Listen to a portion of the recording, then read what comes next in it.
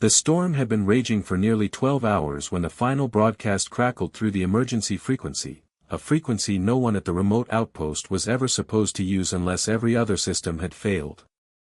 At first, the signal was faint, smothered under layers of static and atmospheric interference. The operator at the mainland station didn't even realize it was coming from Outpost K-23 until the identification code flashed on his monitor. That alone was strange. K-23 wasn't scheduled to transmit that night. In fact, they weren't scheduled to transmit anything until their weekly report, still 2 days away. What made the hairs on the back of the operator's neck stand up wasn't the timing, but the tone behind the voice. There was urgency, yes, but also something else. A tremor that didn't sound like fear exactly, but something deeper. Something like disbelief. Before the operator could stabilize the feed, the voice warped, rising and falling in pitch as though the speaker was fighting against an unseen pressure crushing the signal itself. If anyone can hear this, we don't know how long. Then a burst of noise, sharp and metallic, cut across the transmission like a blade. He flinched. Adjusted the channels. Cleared the interference. The voice returned, only now it sounded like several voices layered together, speaking the same words but slightly out of sync. A vocal effect no analog equipment at K-23 could possibly produce. We are not, repeat, we are not. The rest dissolved into a sound that could have been wind, or breathing. The operator marked the anomaly in his log, unaware that this recording would soon become one of the most dissected, mythologized, and feared pieces of audio in modern history. Because everything about it was wrong. The metadata didn't match the outpost's broadcast patterns. The signal strength fluctuated as if it were bouncing across multiple unknown relays. And most disturbing of all, the timestamp indicated the message had been sent before the storm even hit, despite clearly containing the storm's interference. When the central agency reviewed the file, they ordered immediate retrieval and isolation of the raw audio. Only 3 people listened to it in its uncompressed form. 2 filed written statements. The third refused to speak about it altogether. The official summary released later claimed the transmission was corrupted.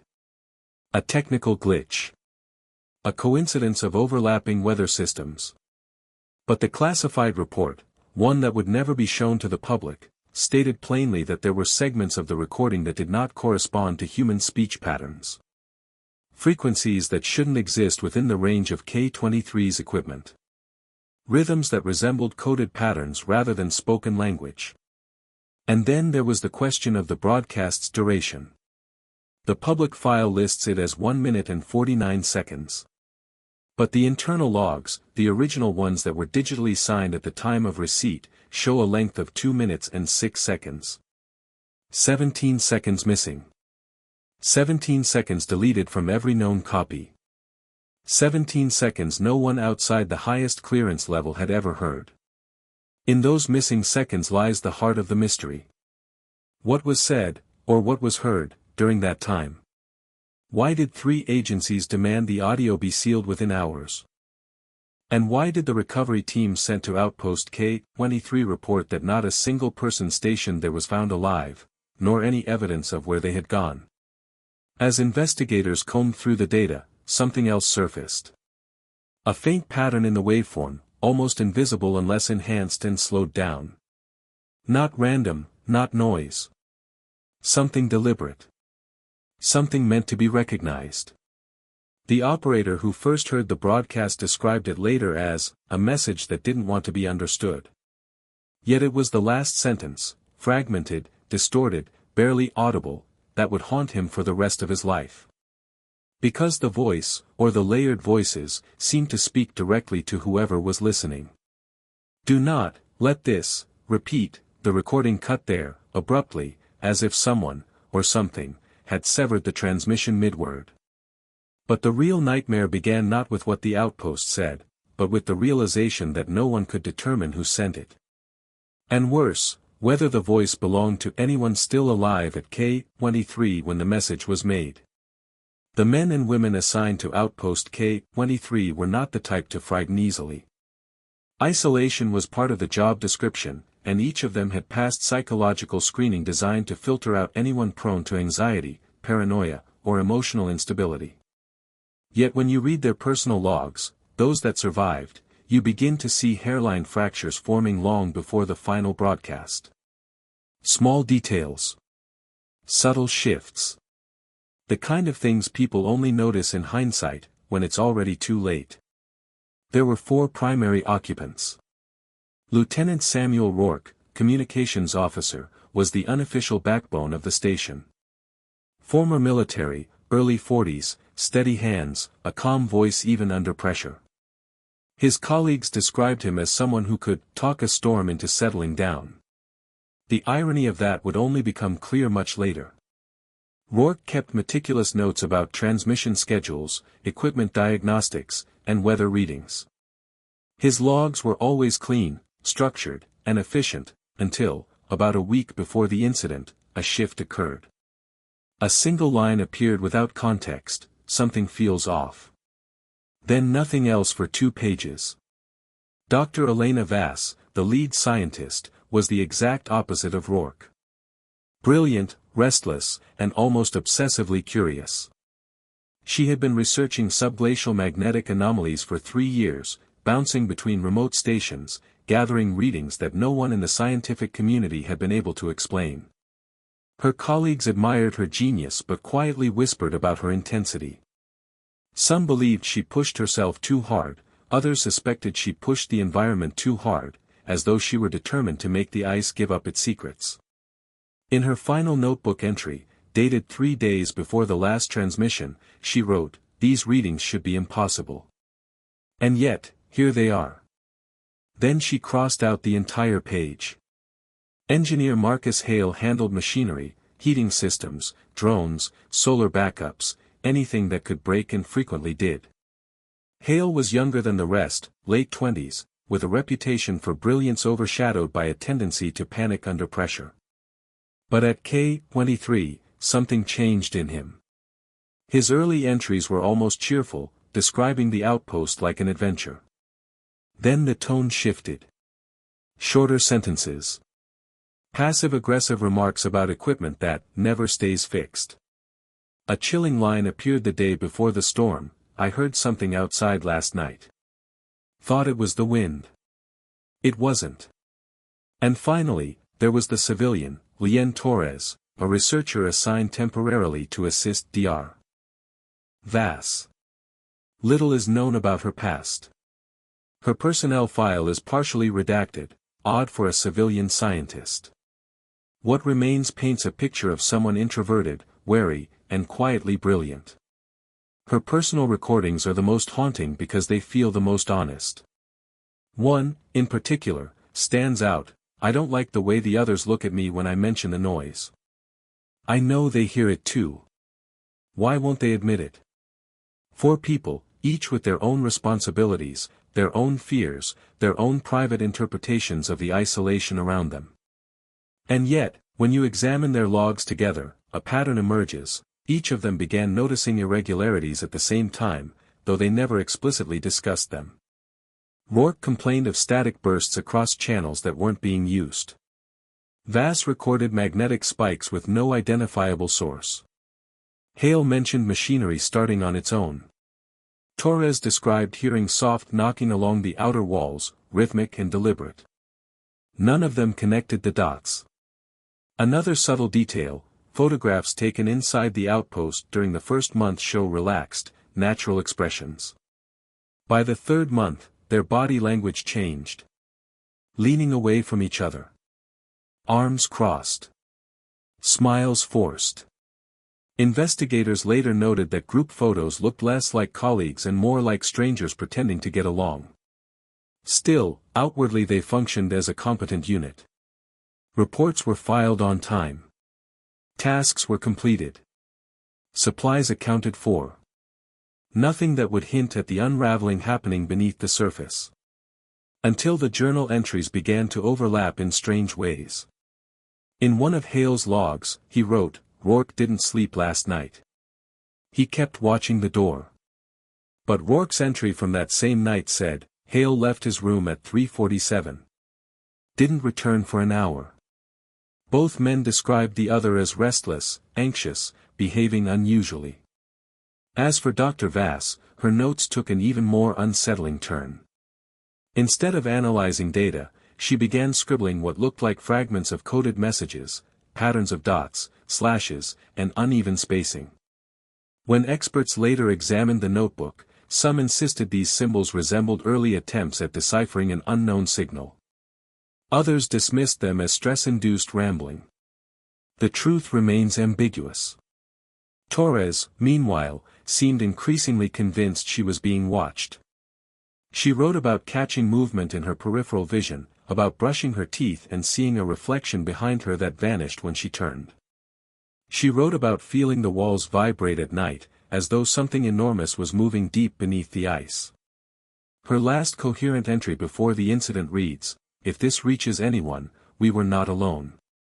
Those 7 words would later become the most quoted line from the investigation, even though no one could determine what she meant, or whether she was referring to something inside the outpost, or outside. What investigators found most disturbing was how each occupant's personality began to erode in different ways, like threads unraveling from opposite ends of the same rope. Isolation can do that, yes. But not usually in perfect synchronicity.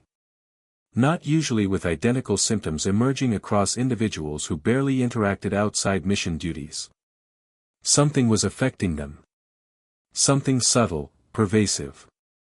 Whether it was psychological, environmental, or something entirely unknown remains debated. But the records make one thing clear: the inhabitants of Outpost K-23 did not simply fear the isolation. They feared whatever had begun to share it with them. And none of them seemed willing, or able, to speak openly about what they sensed approaching. Not until the final night. The days leading up to the final broadcast read like the slow tightening of a noose, so gradual that no one at the outpost seemed to recognize how dangerous things had become until the pattern was already irreversible. On paper, the week looked routine: scheduled maintenance, atmospheric readings, cataloging supplies. But beneath the surface, a quiet escalation was taking place, threading itself through their behaviors, their logs, and their equipment with an almost surgical precision. It began with the weather. K-23 was no stranger to storms, but this one behaved differently. Instead of forming along predictable pressure lines, it appeared suddenly, as though conjured from nowhere. Hale was the first to notice, remarking in a recorded note that the storm's movement did not match any known model. He had seen storms arrive quickly before, but never with such abrupt formation and such low-frequency rumbling preceding it. He described the sound as a deep hum, too steady to be thunder, too mechanical to be natural.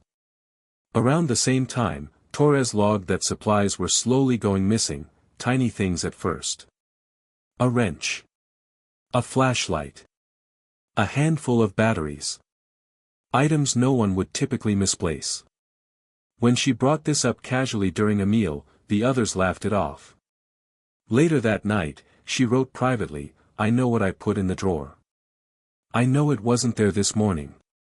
The next day, internal sensors registered several brief drops in temperature, sharp, sudden dips that lasted no more than a second but were cold enough to trigger automatic alerts. Rourke reset the system twice, assuming it was a malfunction. But Torres noted feeling one of the temperature drops physically, a flash of cold against her back as though someone had opened a door behind her. When she turned, the hallway was empty. Dr. Vass, meanwhile, was consumed by the anomalies in her readings. Magnetic fluctuations spiked at irregular intervals, echoing a pattern she had seen only once before on a previous expedition, and had been told never to document. That earlier reading had been dismissed by superiors as instrument contamination. But now, faced with nearly identical results, she refused to accept that explanation. She began isolating the signals, charting them obsessively. Her notebooks filled with sketches of waveforms that dipped and repeated in strange loops, like something trying to establish contact. Rourke grew increasingly frustrated. The communication equipment had begun acting erratically, channels opening without command, static that rose and fell as though mimicking breaths, and brief bursts of sound that resembled speech but were too distorted to decipher. At one point, a transmission from a weather station hundreds of miles away was interrupted by a voice whispering underneath it. When Rourke replayed the recording, the whisper was gone. Hale dismissed it as feedback. Torres didn't believe that for a moment. As tensions in the station rose, small incidents began amplifying their unease. A coffee mug shattered on its own while sitting untouched on a counter. A chair was found moved away from a workstation despite no one admitting to touching it. At 2:11 one morning, a motion sensor in the storage bay was triggered. The camera feed, however, showed nothing, just empty shelves and the faint shift of shadows, as though the darkness itself had stirred.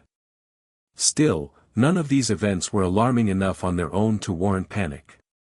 It was the accumulation that began to gnaw at them. Then came the footprints. Hale discovered them while inspecting an exterior antenna, a single trail of impressions in the snow, spaced evenly, almost perfectly straight. Not human. Not animal. Too elongated, too deep, too symmetrical. He called for Rourke, who insisted they were the distorted tracks of equipment dragged during the last supply drop. But Hale pointed out the obvious: there had been no supply drop in over a month, and the tracks were fresh. They followed the prints for several meters until the trail abruptly stopped, no turning, no fading, no indication of direction. As though whatever had made them had simply vanished. Back inside, Torres overheard their conversation and asked to see the photographs Hale had taken. When she studied them closely, her expression shifted into something between fear and recognition. She said nothing, only returned the camera and walked away. Later, in her log, she wrote, "I've seen that pattern before. Not here. Not in the snow. But I've seen it." She did not explain where. Tensions escalated further when Dr. Vass began receiving interference in the lab.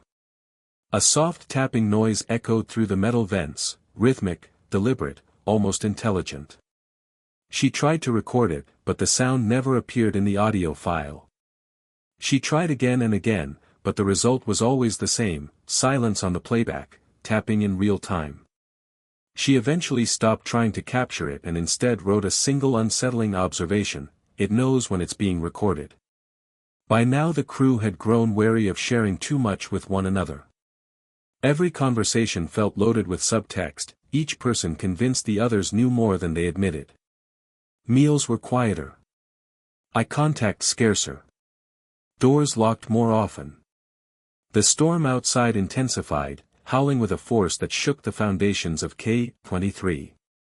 Yet even amid the roaring wind, Hale claimed he could hear something else, a low, pulsating vibration coming from beneath the floor.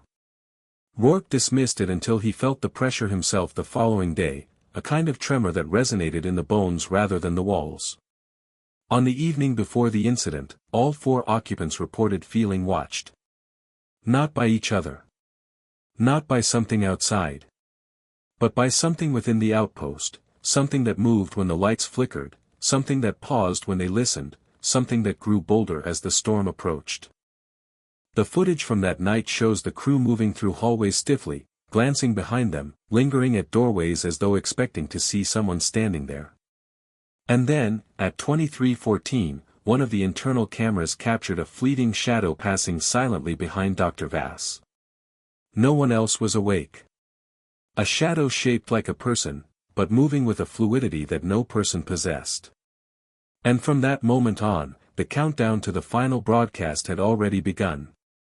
The last night at Outpost K-23 unfolded like a slow, deliberate unraveling, each hour peeling back another layer of fear, another fragment of truth the occupants had tried desperately to ignore. What survives from that night comes from fragmented logs, corrupted camera feeds, and recovered audio tapes, stitched together to form a timeline that is as haunting as it is incomplete. Yet even in its broken state, the story it tells is unmistakable. Something inside the outpost had changed, and so had the people living within it. At 18:02, the storm reached peak intensity. Winds slammed against the outer walls with enough force to make the metal groan. Hale, restless and pacing, attempted one final systems check. His voice on the audio log trembles between frustration and dread as he reports unexplained fluctuations in the generator load. He blames the battery banks, but even he doesn't sound convinced. The drone he had set for routine surveillance earlier in the day never returned, and the tracker showed it hovering in the same place for hours, something drones simply cannot do in a storm. Rourke spent the early evening recalibrating the communication relays, muttering to himself about interference levels that should be impossible. He recorded several bursts of static that appeared to contain patterns, repeating pulses like coded signals, though no known cipher matched them. For the first time, there is a wavering edge to his usually solid tone. He knew something was wrong, something he could not control. In his final intact log before the chaos began, he said, "If this is natural interference, then nature has learned our language." Dr. Vass, meanwhile, retreated deeper into her work. Her last video file shows her surrounded by scattered notes, cross-referencing magnetic anomalies with seismic patterns. She seems frantic, her hair pulled back messily, her hands shaking as she circles waveforms on the screen. She keeps whispering, "It's responding, it's responding." Her excitement and terror blend into something unhinged. The storm outside rages, but she barely hears it. The only thing she noticed was a low resonance vibrating through the lab floor, a vibration that matched the signal patterns exactly. Torres isolated herself in her quarters. For the first time, she locked the door.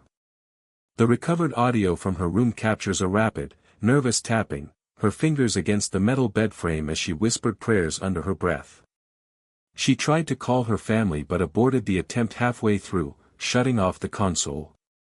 Her final log is just 7 seconds long, it's inside the walls now.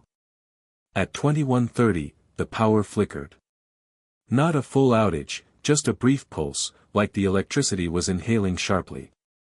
Every camera feed glitched at the same moment. When they came back online, Hale was standing near the hallway junction, staring upward. The camera caught him whispering something, but his voice was too soft to capture clearly. When investigators enhanced the audio, they claimed to hear him repeat the same phrase over and over, "It remembers us."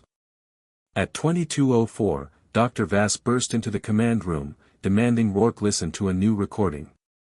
She insisted the anomalies were no longer random but coordinated, like a reply to her tests.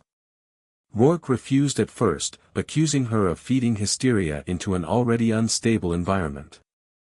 Their argument escalated, voices overlapping until the feed cut into static. But one sentence from Vass survived the corruption: "You don't understand, it's learning faster than we can measure it." Torres approached Rourke afterward, begging him to let her file an early evacuation request. Her voice was thin, cracking under the pressure.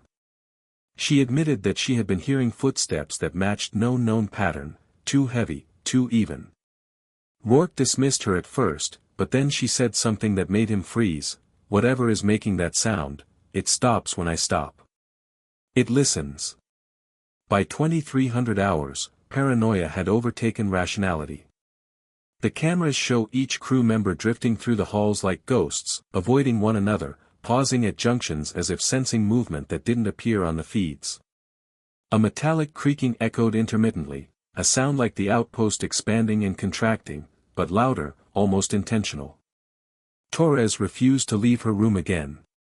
Hale barricaded himself in the mechanical bay with a wrench, muttering about pressure under the floor. Dr. Vass moved between the lab and the command center compulsively, searching for answers in data that only grew more distorted. Meanwhile, the storm outside reached a pitch so loud it drowned out everything, until suddenly, without warning, it quieted. Not slowly. Instantly. The outpost went from roaring hurricane winds to near silence in a matter of seconds, a shift so abrupt the microphones clipped. Rourke looked up from his console in alarm. Hale emerged from the mechanical bay, confused. Dr. Vass stepped into the hallway with one hand still holding a pen. The silence pressed against them like a physical weight. Then the lights dimmed. Not fully, not long, just a low, pulsing flicker. 3 pulses. Pause. 3 pulses. Pause. A pattern. Every system registered the anomaly simultaneously. In her lab, Dr. Vass whispered, "My God, it's signaling." At 0:52, the Outpost's emergency recorder activated automatically, triggered by a sudden drop in oxygen flow through the main corridor. The cameras caught Hale stumbling toward his quarters, clutching his chest as though the air had thickened. Torres began coughing violently in her room. Rourke slammed open vents trying to stabilize circulation, shouting orders no one heard. And then, at 1:09, the first scream echoed through K-23, a sound investigators described as human but distorted, like hearing a person through broken speakers. The scream was traced to Dr. Vass's section of the outpost. When Rourke ran toward her, a shadow moved across the hallway behind him, elongated, fluid, almost stretching across the walls as though trying to stay out of frame. The feed immediately glitched. At 1:44, the recorder captured a violent crash, as though something large slammed into a lab console. Hale can be heard shouting in the background. Torres sobs through the intercom, repeating, "It's here, it's here, it's here," until her voice dissolves into gasps. And then, at exactly 2:17, every light went out. Not a single backup source activated. Not a single emergency beacon flickered on. For the first time since its construction, Outpost K-23 went completely black. Everything stopped, except one device. The emergency recorder, running on an isolated internal capacitor, continued documenting audio. Those final minutes, recorded in total darkness, contained the faint rustle of movement, quick breaths, a metallic dragging noise, and something else. Something that sounded like a voice not belonging to any of the crew. But the recorder captured no images. No confirmation of identities. No final visual evidence of what the occupants saw, or what took them. Only the audio survived. And from that moment on, the outpost was never heard from again. When investigators first recovered the final broadcast from Outpost K-23, they expected it to be nothing more than a garbled distress call, static, wind, maybe fragments of shouting. Instead, what they found was a recording so complex, so unnervingly structured, that it defied every standard method of analysis. What should have been raw panic captured in sound instead felt deliberate, layered, and impossibly calculated. It was as if the outpost, or something within it, had been trying to speak a language no one on Earth had ever learned to comprehend. The broadcast began with 46 seconds of chaotic interference, wind, metal groans, overlapping murmurs that seemed to bend unnaturally in pitch. Audio engineers later slowed it down, stretched it, inverted it, and isolated every frequency band. Yet the more they examined it, the more the noise resembled intentional patterns. Not random static. Not environmental distortion. Almost purposeful. Within the first 10 seconds, a rhythmic pulse emerged, a faint, repeating thud buried beneath the storm. At first, this was assumed to be structural stress from the outpost walls. But when mapped visually, the pulses formed a sequence with nearly perfect spacing. A pattern with mathematical consistency. One analyst compared it to Morse code, though the intervals didn't match any known alphabet or military cipher. The spacing, however, suggested meaning. Behind the pulse lay another layer, something like a voice, but fractured, duplicated, and stretched beyond normal human tone. It rose and fell in irregular waves, creating the unsettling effect of multiple people speaking simultaneously, each slightly out of sync. When filtered, the voice appeared to form syllables, but no linguist could attribute them to any known language family. Some argued the speech was an advanced form of encryption. Others insisted it wasn't human at all.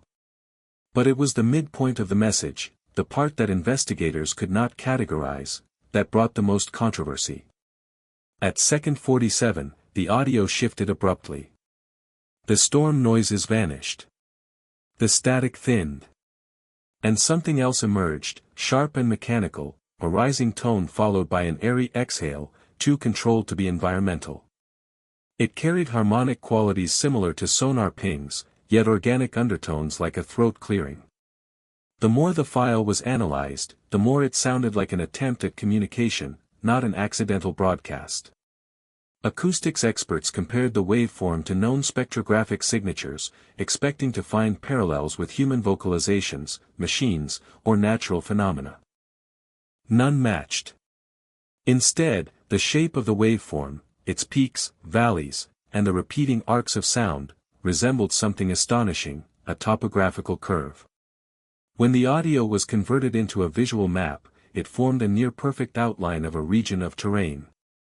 Not one that appeared on any known geographical chart. Not one located anywhere near K23. But a place with elevation drops, ridges, and a valley that descended far deeper than any natural formation in the region. Some believed it depicted a subterranean landscape hidden beneath the ice. Others insisted it was symbolic, a warning, not a location. Rourke's voice entered next, faint and trembling, as though he were speaking through a failing transmitter.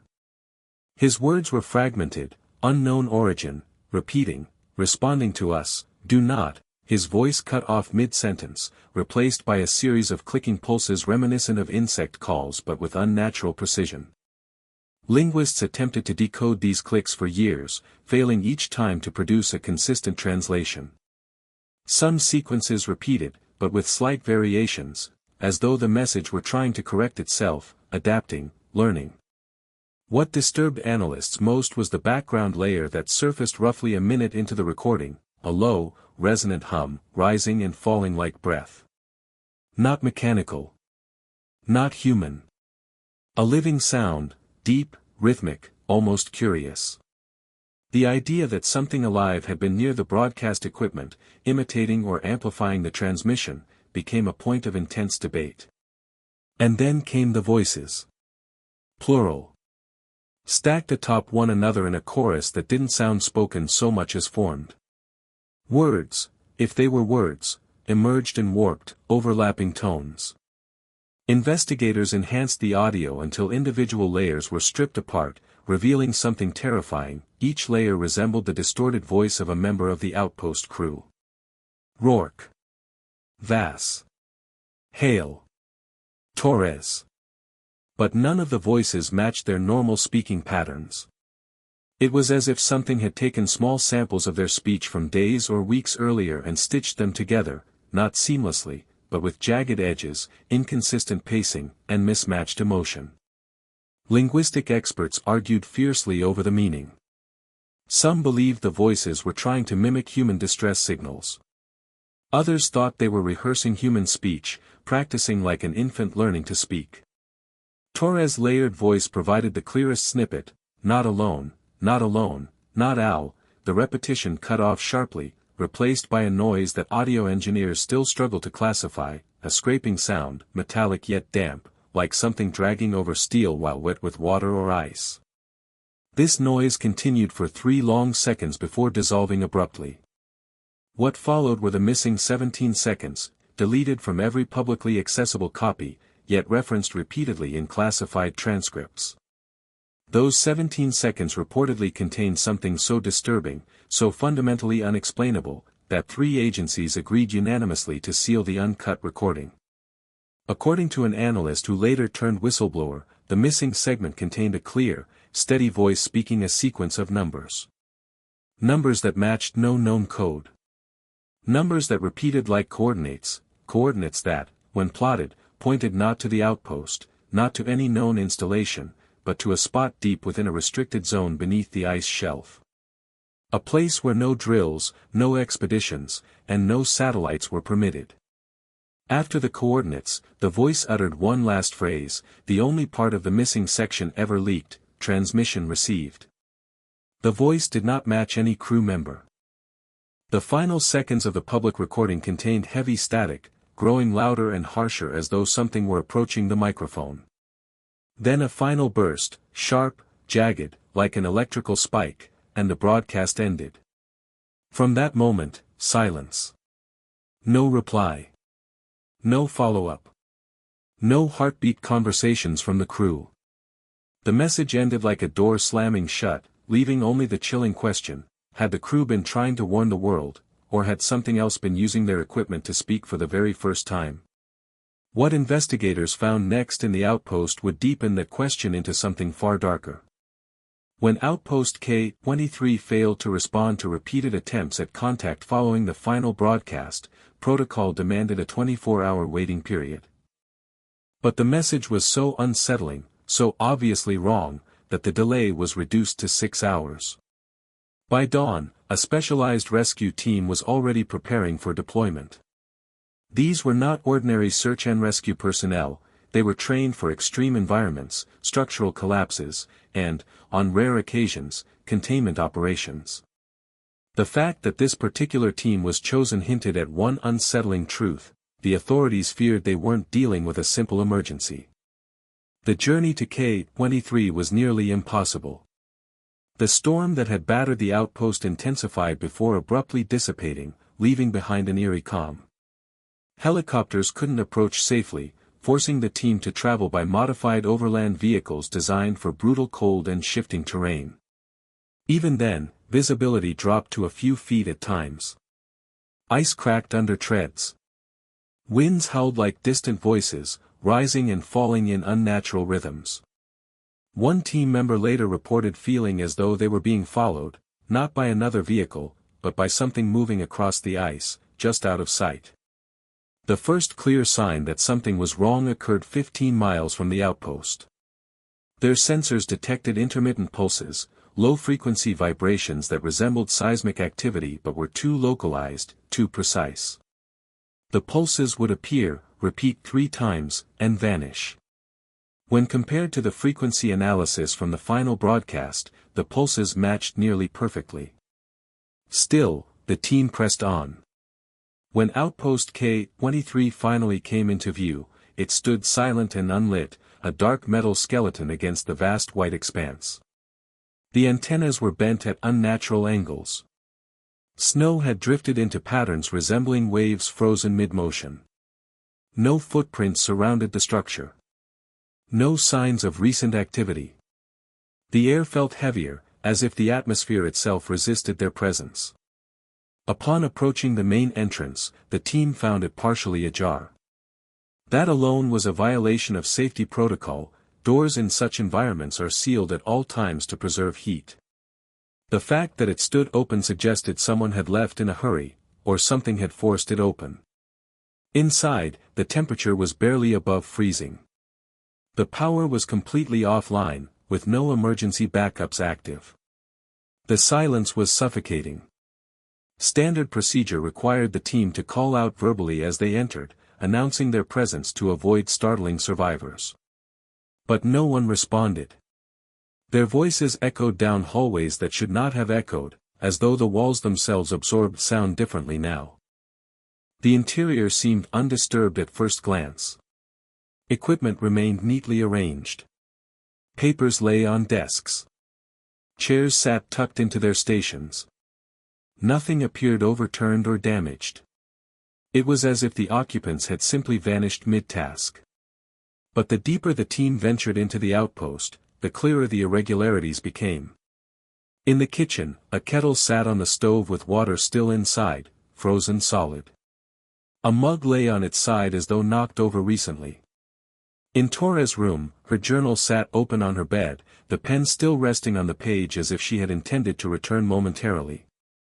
Hale's tools were scattered in a semicircle on the floor, arranged almost neatly, as though someone had been counting them, or organizing them for an unknown purpose.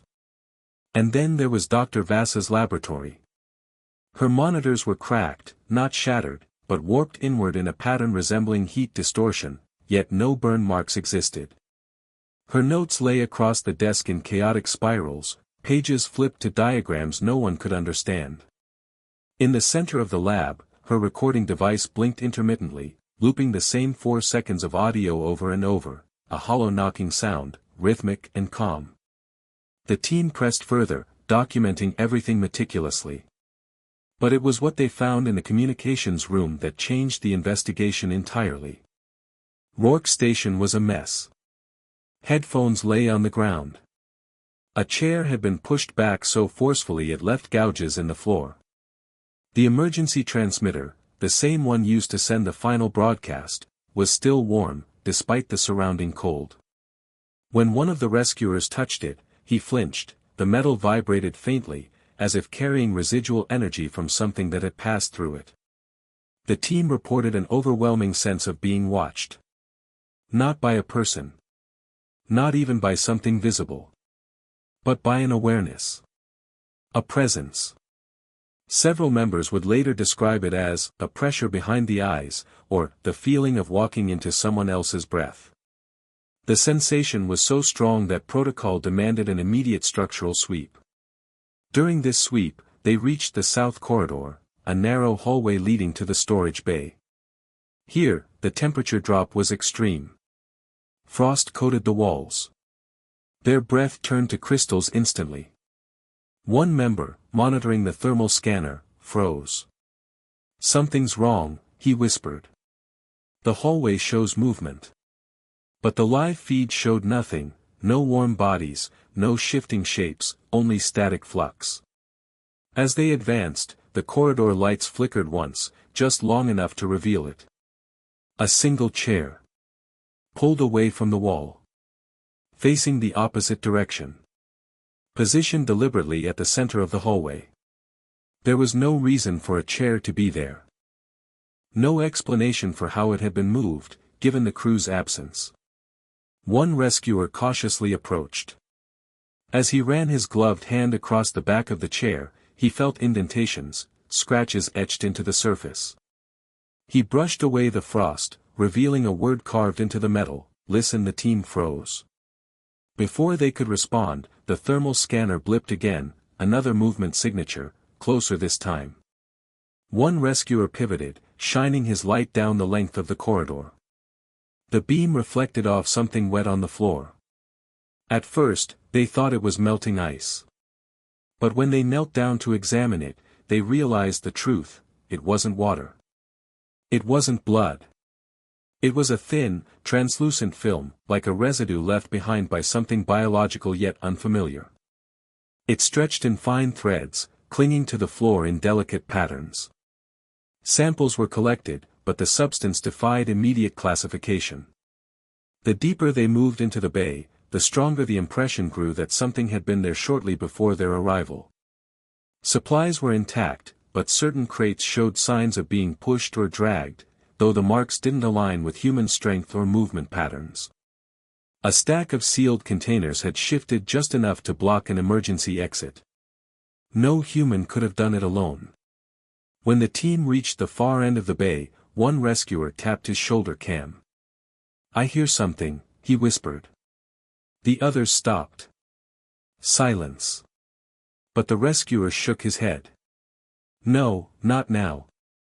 Earlier." A voice. "Whose voice?" another asked. He hesitated, swallowed hard, and whispered, "Rourke's." Yet Rourke was nowhere to be found. No bodies. No footprints. No sign of forced exit. Not a single trace of what had happened to the crew.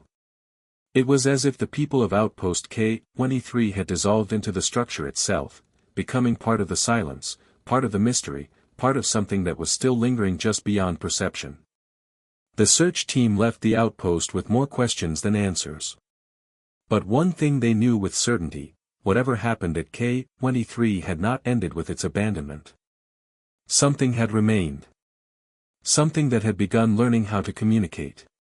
And something that had carved a single, chilling command into the chair in the hallway, as if inviting anyone daring enough to uncover the truth: listen. In the days following the discovery of the abandoned outpost, investigators scrambled to reconstruct what could have driven 4 trained professionals to disappear without leaving a trace. What emerged was not a single coherent narrative, but a tangled web of competing theories, fragmented testimonies, and contradictions, each pointing to a different, unsettling possibility. The more the investigation unfolded, the more it became clear that the truth about Outpost K-23 was not going to fit neatly into any one explanation. The first theory, unsurprisingly, focused on internal conflict. Psychological stress, isolation, paranoia, all common risks for personnel stationed in extreme environments. Reports from similar outposts documented cases of breakdowns, violent confrontations, even hallucinations caused by prolonged sensory deprivation. Yet when investigators dug into the crew's backgrounds, nothing suggested they were unstable enough to spiral into a collective psychotic event. More importantly, there were no signs of struggle in the outpost. No overturned furniture. No shattered equipment. No blood. No footprints leading outside. If violence had occurred, it had left behind no physical evidence whatsoever. Then there was the technical malfunction theory, the idea that equipment failures, oxygen deprivation, or carbon monoxide poisoning had incapacitated the crew. Engineers tested every system extensively. Oxygen levels recorded during the final hours did show abnormalities, but they weren't severe enough to cause complete mental collapse. Carbon monoxide was ruled out entirely. And even if there had been a malfunction, it didn't explain the missing people, the distorted final broadcast, or the strange residues found in the storage bay. That led investigators toward the theory Dr. Vass had hinted at in her final days: environmental interference. The region surrounding K-23 was geologically unstable, with deep ice strata that shifted unpredictably. Some speculated that the crew had encountered a previously unknown natural phenomenon, subglacial tremors, low-frequency vibrations, or magnetic fields that affected their perception. Early drafts of the official report suggested this might account for hallucinations, distorted recordings, and the erratic behavior seen in the camera feeds. But there were problems with this theory too. For one, the magnetic anomalies recorded by Dr. Vass did not resemble natural fluctuations. They appeared structured, patterned, almost synchronized with specific moments: 92 seconds before the power flickered, 13 minutes before the storm silenced abruptly, and during the exact window when the final broadcast was transmitted. The timing was too precise to dismiss as coincidence. And then there were the footprints Hale discovered before the incident. Environmental scientists insisted they couldn't have been made by ice deformation or shifting snow. They were symmetrical, evenly spaced, and terminated abruptly. Even the most skeptical analysts could not explain how natural forces could lift pressure marks cleanly off the terrain. This led to the most controversial theory, the intruder hypothesis. Some believed an unknown entity, animal, human, or otherwise, had entered the outpost. The footprints, the shadow captured on the hallway camera, the tapping sounds inside the vents, the rhythmic pulsations detected by sensors, all seemed to support this. But without physical evidence of forced entry or signs of a struggle, skeptics dismissed it. Still, several members of the rescue team claimed privately that they sensed a presence inside K-23. A few described hearing faint breathing or whispered tones behind them. One rescuer admitted that while reviewing camera footage, he saw something move in the reflection of a monitor, something tall, slender, and slightly distorted, as though viewed through rippling water. But when the footage was checked, nothing appeared on the recording. Out of all the theories, the one that caused the most internal conflict among investigators was the possibility of a government cover-up. According to leaked documents, a classified memo circulated 2 days after the incident, stating, "Segment of final transmission has been decoded. Clearance level Scarlet required." No such clearance level exists publicly. Sources claim that the decoded portion referenced coordinates, time stamps, and a repeating message that did not match any human voiceprint. The memo implied this discovery had been intentionally withheld from the search team to prevent interpretive contamination. Whether this was to protect them or prevent them from uncovering something larger remained unclear. Another redacted document hinted at previous anomalies recorded in the region, strange signals detected by other outposts, unusual seismic activity, and missing data from satellites passing overhead. If true, it meant K-23 was not an isolated event, but part of a pattern spanning years. As theories multiplied, so did contradictions. Rourke's logs painted him as a rational, methodical leader who would not have succumbed to panic. Yet his final notes showed signs of fear, fear he carefully disguised in the earlier days. Dr. Vass appeared to chase scientific truth with obsession, but her last writing suggested she believed she had unlocked something that should not be understood. Hale showed progressive signs of anxiety, yet his actions in the final hours were strangely organized, almost purposeful. Torres wrote about being watched, but investigators noted she might have been aware of something the others chose to ignore. Conflicting timelines also emerged. Camera footage from the final night showed Torres entering her room at 22:40, but a log from Rourke stated he heard her walking in the corridor at 23:10. Hale's final tool usage record indicated he was in the mechanical bay at 1:03, but motion sensors picked up movement in the kitchen at the same time. Investigators initially attributed these contradictions to corrupted timestamps caused by the power fluctuations. But there was a more disturbing explanation: someone else had been moving through the station, triggering sensors, mimicking footsteps, and using their voices. Audio analysts reviewing the final broadcast found 4 distinct vocal layers resembling the crew, but a 5th, unidentified voice appeared intermittently beneath them. It spoke only a few distorted fragments, but its tone was unmistakable, lower, slower, mimicking speech patterns without fully understanding them. Like something learning to talk by listening to humans. When asked whether the unknown voice could have been an equipment malfunction, one analyst responded bluntly, "Machines don't imitate speech. They distort it." This voice wasn't distortion. It was intentional mimicry. Still, without physical evidence of an intruder or unknown organism, the official report avoided definitive conclusions. Instead, it presented the vaguest possible summary: results inconclusive. Hypothesis unresolved. Internal documents, however, told a different story entirely.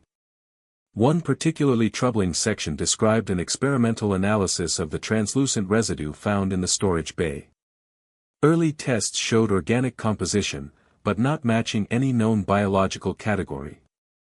It contained markers resembling neural tissue, yet structured like fungal growths.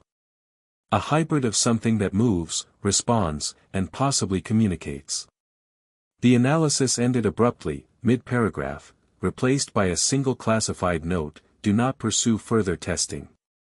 To this day, debate rages over what truly happened at Outpost K-23. Some cling to scientific explanations. Others believe in cover-ups, external entities, or psychological collapse.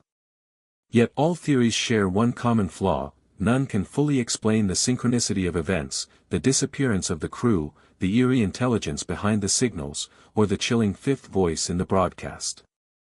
The contradictions don't weaken the mystery. They strengthen it. Because the truth behind K-23 doesn't lie in any single theory. It exists somewhere between them, in the gaps, in the inconsistencies, in the questions that no one can answer. And the most unnerving contradiction of all. A leaked file suggests one of the crew members survived hours after the final broadcast, long after all official timelines claimed they were already gone. From the moment investigators began piecing together the events at Outpost K-23, something about the official timeline felt wrong. The logs didn't match the camera feeds. The audio recordings contradicted the written reports. The power fluctuations didn't line up with the environmental data. At first, these discrepancies were dismissed as technical corruption caused by the storm. But as analysts compared timestamps, cross-referenced system diagnostics, and interviewed the rescue team, a far more troubling possibility emerged: the timeline had been altered. Deliberately. The first inconsistency surfaced in Dr. Vass's laboratory logs. Her final entry was marked at 2041, yet her video file from that same night showed her actively working at 2117. The equipment powering her workstation had its own internal clock, which could not be manually changed without leaving an administrative trace. There was none. According to the internal clock, she was alive, moving, and speaking nearly 40 minutes after her written logs claimed she had stopped working for the day. Torres' logs presented an even stranger pattern. Her final text entry was time-stamped at 22:11, where she wrote that the walls are vibrating again. But her room's motion sensor activated at 22:37, showing she stood up suddenly, as if startled by something. Investigators noted that her door remained locked from the inside, with no sign of forced entry, yet the vibration she mentioned continued for several minutes, strong enough to rattle the screws loose from her shelf. The contradiction was small, but chilling. Something had moved close enough to her room to shake the walls, without ever touching the locked door. The deeper investigators dug, the more fractures appeared in the timeline. Hale's mechanical logs showed a systems diagnostic completed at 23:03. But the generator room camera recorded him walking past the lens at 23:12, 9 minutes after he should have been occupied with a reboot, yet no diagnostic had taken place. The entry had been auto-generated, not manually input. Some unseen process had triggered it. Rourke's communication console provided the most blatant anomaly. A log stamped at 017 showed him transmitting a short-range signal request. The transmission didn't exist in the audio archives. But the request remained in the file metadata. Something, or someone, had attempted to open a channel in the middle of the night, and the request had been wiped from every system except the one piece of software not designed to be edited. It became clear to investigators that the official final broadcast, recorded at 0:43, was not the only message sent from K-23 that night. In fact, at least 3 other undocumented transmissions occurred between 0:10 and 2 o'clock, none of which had made it into the public report. At this point the investigation hit a wall, and then, unexpectedly, a break. A junior technician assigned to review corrupted media files uncovered a hidden directory buried deep in the Outpost's main system drive. The directory was encrypted, lacking any label, and accessible only through command line queries. Inside were fragments of audio files, incomplete video snapshots, and raw sensor outputs. The directory had been intentionally excluded from automated backups. What the technician found disturbed the entire team. The first file was a 6-second video clip captured at 0:51. It showed the main corridor lights flickering, then darkening, then flickering again, this time with faint silhouettes visible at the far end. The silhouettes shifted unnaturally, bending at impossible angles, as though standing in a space where gravity behaved differently. The frames were corrupted, but one image remained clear enough to analyze: a tall figure, darker than the already dark corridor, motionless, watching. The next discovery was even worse. A sensor log revealed that between 1:14 and 1:16, the Outpost recorded an internal mass fluctuation, an inexplicable reading that suggested something heavy, dense, and mobile had passed through the center hallway. The mass signature didn't match human weight. It was far heavier. The algorithm flagged it as a non-specified object, the kind of designation normally reserved for falling equipment or structural collapse. But no collapse had occurred. And nothing physical had been moved. When investigators brought this anomaly to their superiors, they were told to stop pursuing it. But the most damning piece of forbidden data surfaced next. A deleted audio file, partially recovered, contained 15 seconds of breathing, not human breathing, but long, drawn-out inhalations that reverberated through the microphone like a cavern filling with air. Underneath the breathing was a faint, trembling voice: "Don't follow the lights." It was male. And though distorted, the voice resembled Marcus Hale. Experts confirmed that the file's timestamp placed it roughly 41 minutes after the official timeline claimed the crew had already gone missing. Hale had been alive. Alive long enough to record a final warning. Alive long enough to speak of lights that should not have existed inside the Outpost. Yet the file was erased, intentionally. Other inconsistencies continued to emerge. Temperature logs recorded extreme cold in certain corridors before the storm even reached its peak, suggesting an internal, not external, temperature collapse.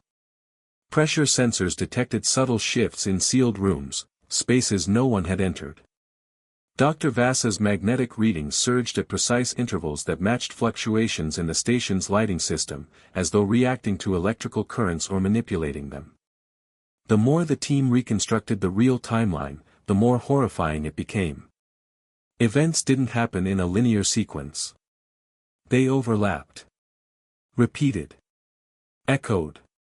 Like the outpost had been caught inside something, a field, a force, a presence, that distorted time as easily as it interfered with sound and light.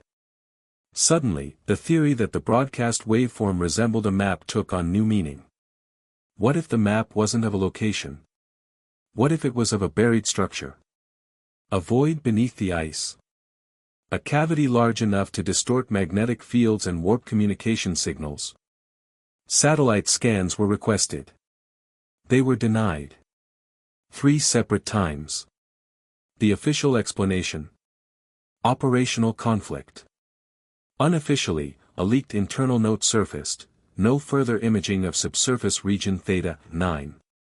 All requests must be routed to Clearance Scarlet. A clearance level investigators had never heard of. The last piece of forbidden data was uncovered by accident, a corrupted digital photo that had been auto-saved to a hidden cache. The timestamp placed it less than an hour before the final broadcast.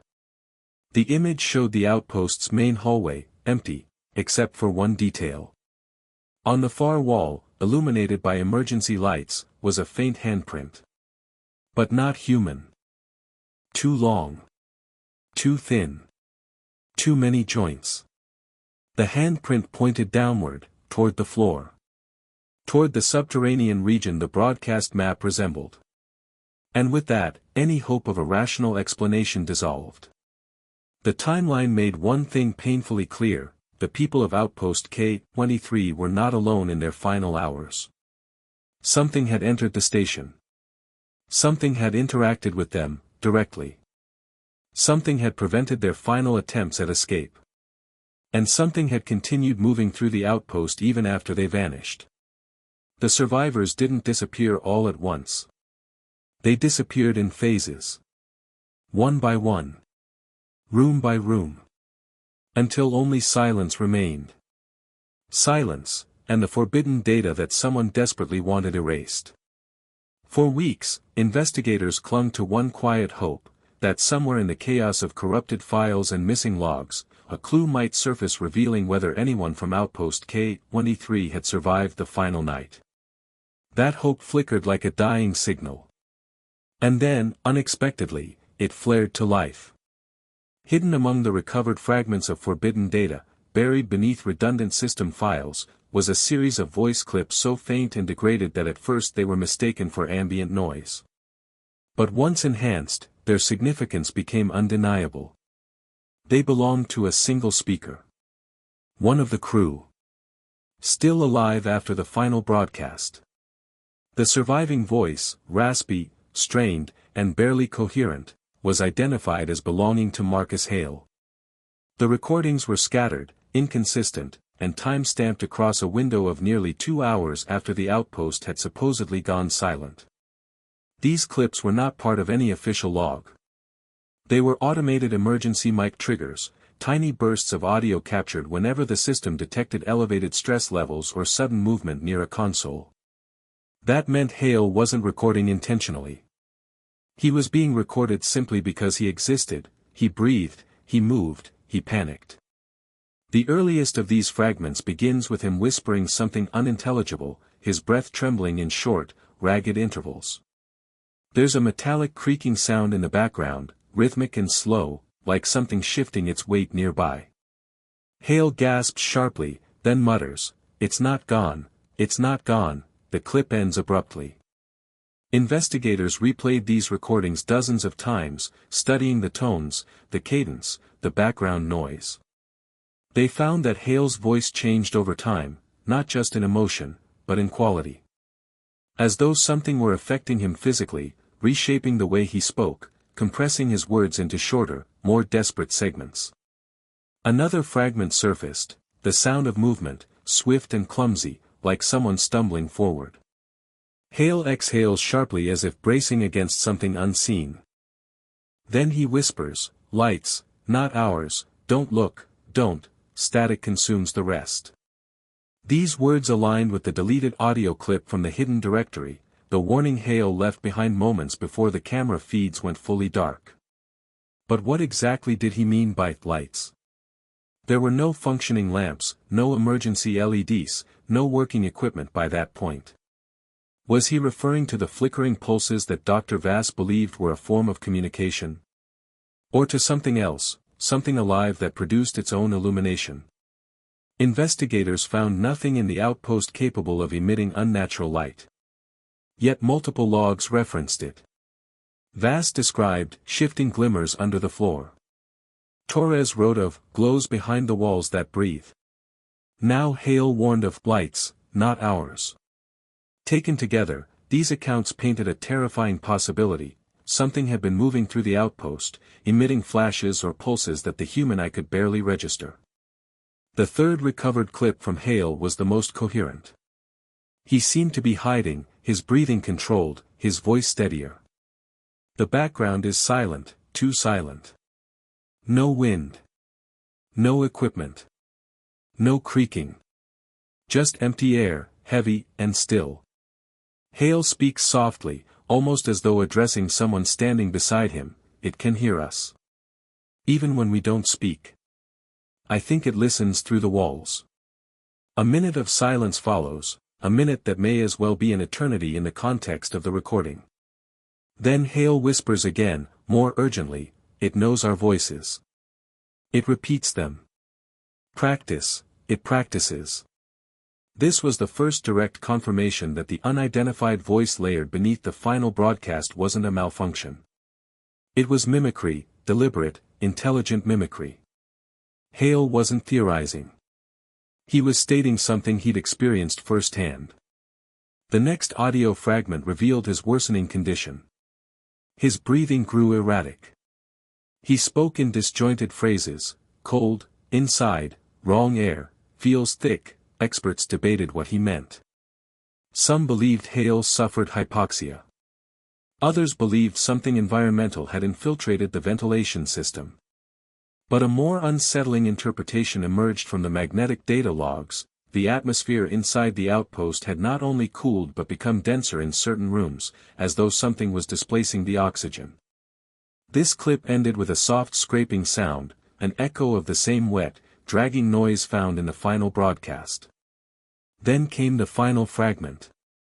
The one that forced everyone to reconsider what they thought they knew. The file began with Hale breathing shallowly, struggling.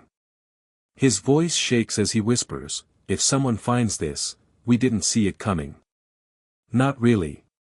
There's a pause.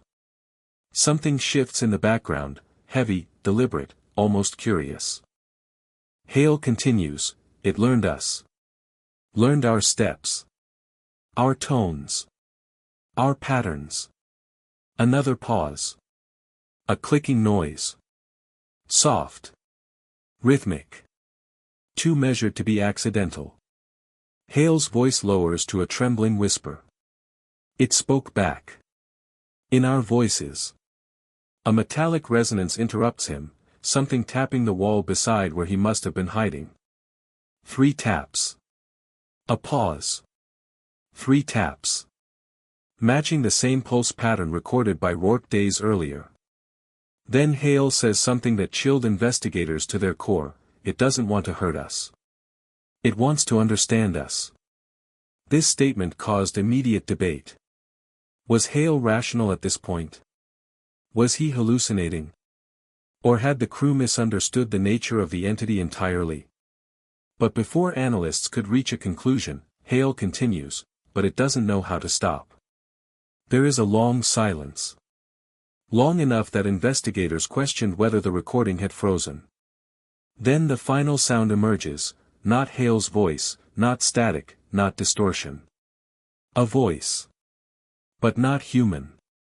Lower. Slower. Imperfect. And yet unmistakably imitating Hale's final phrase, doesn't know how to stop. The file ends. This final moment shattered any remaining belief that the unknown voice in the final broadcast could be dismissed as corrupted audio. It confirmed mimicry.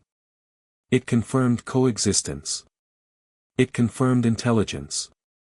Most disturbingly, it confirmed proximity. Whatever had been imitating Hale was with him. Near him. Close enough to hear him speak and repeat his words. Investigators realized something else too, something that had been hiding in plain sight. Hale had not been recording a message for the outside world. He had been speaking to something in the dark. Something that listened. Something that learned. Something that had no concept of boundaries or fear, only curiosity. And the chilling implication lingered: if it learned to imitate speech in a matter of hours, what might it learn next? The revelation of the last survivor didn't clarify what happened at K-23. It made the mystery deeper, darker, and infinitely more dangerous. From the moment investigators aligned Dr. Vasa's magnetic readings with the pulsing anomalies detected during the storm, a disturbing realization began to take shape. The crew at Outpost K-23 had not discovered a thing, they had discovered a presence. Something ancient, something dormant, something that did not belong on the surface world. At first, the data suggested a geological explanation. A cavern system beneath the ice. A deep void echoing magnetic signals. But the more the readings were analyzed, the more impossible the structure became. The cavity wasn't static, it pulsed, shifted, behaved like something that expanded and contracted. It emitted rhythmic signatures eerily similar to a heartbeat. Not biological, not mechanical, something in between. Dr. Vasa's last week of research showed she was getting closer to mapping its full shape. The pattern that appeared in the final broadcast, the waveform that resembled a topographic map, wasn't of a landscape. It was a cross-section. A vertical slice of something buried miles below the outpost. A structure with channels, chambers, and a central cavity large enough to distort instruments across the entire region. Whatever it wasn't inert. It was responding. When Vas sent test pulses through the ice, the readings came back altered. Not randomly, intentionally. As though something below was learning the pattern, modifying it, returning it like a completed equation. The crew assumed it was an unknown natural resonance. But Hale's recordings, Torres's journals, and the mimicry in the final broadcast all pointed to the same chilling truth: the thing beneath K-23 wasn't responding to the machines. It was responding to them. It heard their voices. Learned their movement patterns. Began imitating the rhythms of human communication. And then, as the storm raged overhead, the presence pushed upward, just enough to seep into ventilation channels, distort the air, and move through the station without ever showing itself fully. The knocking, the shadows, the flickers of impossible light, all early attempts at interaction. The outpost didn't uncover a threat. They awakened curiosity. A curiosity that had no form, no language, until it borrowed theirs.